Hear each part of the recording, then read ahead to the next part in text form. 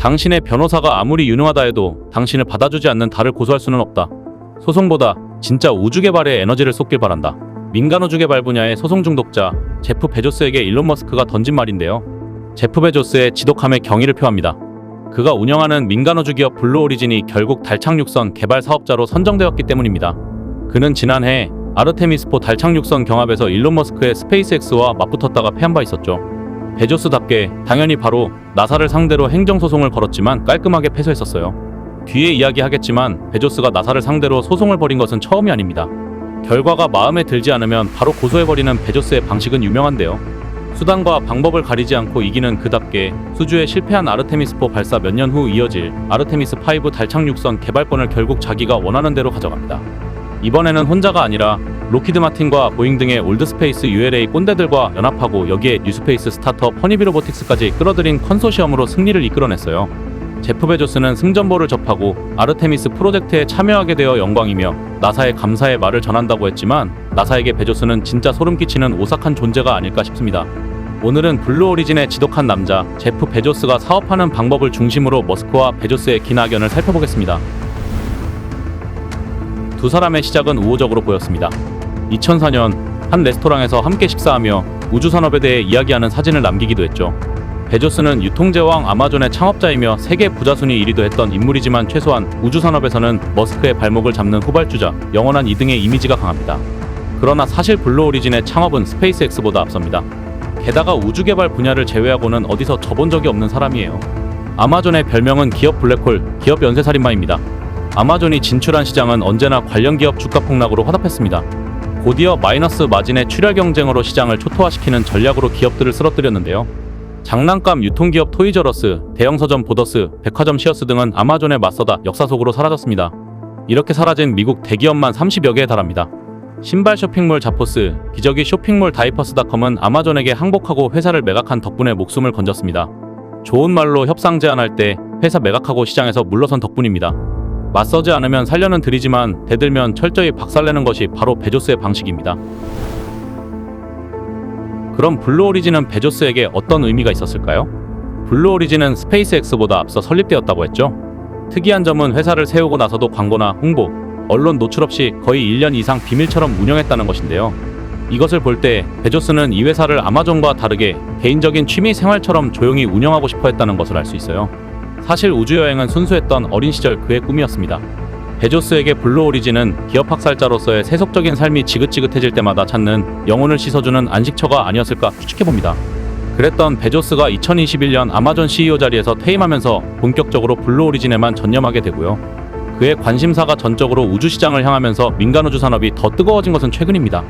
그러나 그에게 가장 거슬리는 존재인 일론 머스크와 스페이스X에 대한 열등감과 신경쇠약에서 비롯한 발목 잡기는 생각보다 오래되었습니다. 두 억만장자의 우주경쟁, 첫 충돌은 2013년이었습니다. 일론 머스크와 제프 베조스 사이에서 로켓 발사장 한 곳의 사용권을 두고 격렬한 다툼이 있었습니다. 그곳은 미국 플로리다 나사 케네디 우주센터에 있는 발사단지 LC-39A인데요. 이 발사대가 특별히 시설이 좋거나 첨단 장비를 갖춘 곳은 아닙니다. 오히려 지은 지 60년이 넘어 아주 오래된 시설입니다. 그들이 서로 가지려 다투는 이유가 있다면 단 한 가지 기념비적이며 역사적인 장소라는 것인데요. 우주개발이라는 종교의 성지가 있다면 바로 LC-39A일 것입니다. 미국 달 착륙 프로젝트의 아폴로 4호부터 11호까지 모두 세턴5 로켓으로 LC-39A에서 발사되었습니다. 뿐만 아닙니다. 1979년 엔터프라이즈5를 시작으로 디스커버리5에 이르기까지 1980년 이후 거의 모든 우주왕복선 발사가 다 이곳에서 이루어졌는데요. 인류 우주개발 역사에서 가장 중요한 장소 중 하나가 이 LC-39A인 것이죠. 일론 머스크는 오랫동안 자신의 메일 계정 비번을 아이러브 나사로 사용했을 만큼 아주 오랜 나사 덕후인 걸 감안하면 분명 LC-39A 발사장을 자신의 콜렉션에 넣고 싶었음이 분명합니다. 문제는 블루 오리진의 베조스도 여기를 갖고 싶었다는 것입니다. 일론 머스크는 독점 사용권을 원했고 제프 베조스는 로키드 마틴, 보잉의 합작회사인 유나이티드 런치 얼라이언스, ULA와 이를 함께 사용하겠다고 나사에 제안했습니다. 사실 베조스는 당시에 그곳에서 발사할 로켓을 완성하지도 못한 상황이었기 때문에 다른 회사들을 앞세운 것이죠. 베조스가 끌어들인 로키드 마틴, 보잉과 같은 회사들과 일론 머스크는 사이가 좋지 않았어요. 스페이스X는 기성 올드스페이스 기업들과 협력하지 않고 확실한 경쟁 관계로 선을 그었었죠. 본래 나사, 미국 국방부와 공군의 상업적 로켓 발사는 이런 올드스페이스 기업들의 독점 시장이었고 머스크는 이걸 먼저 깨야 민간 우주 산업이 번성한다고 생각했어요. 결과적으로 머스크는 독점 사용권을 따냈고 이에 베조스는 나사를 상대로 행정소송을 벌였으나 법원은 비리 정황이 없는 것으로 판단하고 나사와 일론 머스크의 손을 들어줍니다. 일론 머스크는 무려 앞으로 20년 동안 해당 발사대를 사용할 수 있게 되었습니다. 베조스는 이를 갈며 다음을 기약합니다.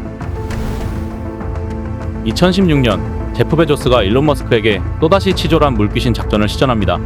2015년 스페이스X의 펠컨 9 1단 로켓이 재사용을 위한 지상 착륙에 성공에 이어 1년 만에 해상에 떠있는 드론바지선 착륙에 성공했는데요. 직원들과 성공의 기쁨을 나누고 있던 일론 머스크에게 베조스의 고소장이 날아옵니다. 그들의 해상 착륙이 베조스가 2014년 취득한 블루 오리진의 특허를 침해했다는 것입니다. 내용대로라면 일단 로켓이 대기권으로 재진입하여 해상에 대기 중인 플랫폼에 재착륙했다는 것 자체가 특허 침해라는 것입니다.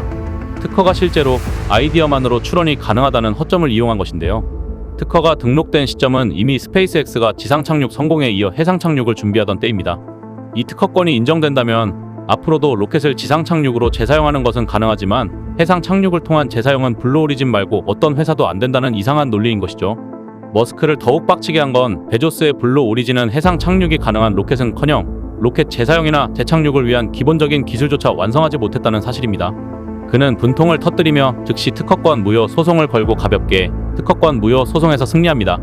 상식 수준을 넘어선 블루 오리진의 이상한 특허권은 결국 철회되었지만 베조스는 이에 굴하지 않고 새로운 특허권을 출원하겠다고 이를 갈았어요. 머스크는 이를 비웃으며 스페이스X의 로켓 재사용, 재착륙 관련 기술 특허를 일체 신청하지 않겠다고 선언했습니다. 머스크는 여기에 또 한 방을 더 먹입니다. 그의 생각에는 블루 오리진보다 중국 기업이 재착륙에 먼저 성공할 것이며 그들을 막는 것은 불가능하기 때문에 의미 없는 특허 전쟁을 할 생각은 없다고 밝혔기 때문이죠. 역시 말싸움에서 머스크를 이기기는 힘듭니다. 한편 세계 최고 부자 두 사람이지만 내수 시장의 치킨 게임으로 커온 베조스와 이미 전 세계 고객을 상대로 우주 비즈니스를 하고 있는 머스크의 스케일 차이가 느껴지는 것은 어쩔 수 없습니다. 최근 맞는 두 억만장자의 싸움은 빌 게이츠와 스티브 잡스의 오랜 라이벌 관계를 떠올리게 합니다. 이들의 경쟁은 뉴스페이스의 민간 우주산업 발전에는 긍정적인 촉진제가 될 것이 분명하고요. 흥미진진한 우주산업 속 자존심 싸움, 팝콘 준비하는 것 잊지 마시고 앞으로도 함께 지켜보시죠. 미래다큐 CMPN이었습니다. 감사합니다.